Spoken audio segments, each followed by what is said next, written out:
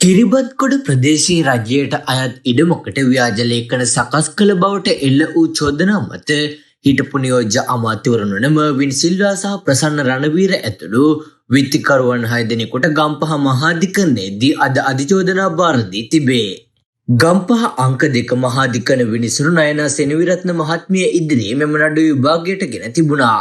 එම අවස්ථාවේදී විත්තිකරුවන් සියලු දෙනාටම විදේශගත වීම තහනම් කළ අතර ඔවුන්ගේ විදේශ ගමන් බලපත්‍ර වහාම අධිකරණයට බාර ගන්නා ලෙස නියෝග කරන ලදී. එක් අයෙකුට රුපියල් ලක්ෂ 10 බැගින් වූ අතිරේක ශරීර ඇප මත ඔවුන් මුදා හැරීමට විනිසුරුවරිය නියෝග කර තිබේ. රජයේ ඉඩම් අනිසි ලෙස පරිශීලනය කිරීම සඳහා කූට ලේඛන සකස් කිරීමේ චෝදනාව මත මර්වින් සිල්වා සහ ප්‍රසන්න රණවීර ඇතුළු විත්තිකරුවන් 6 දෙනෙකුට එරෙහිව නීතිපතිවරයා විසින් මෙම නඩුව පවරා තිබේ.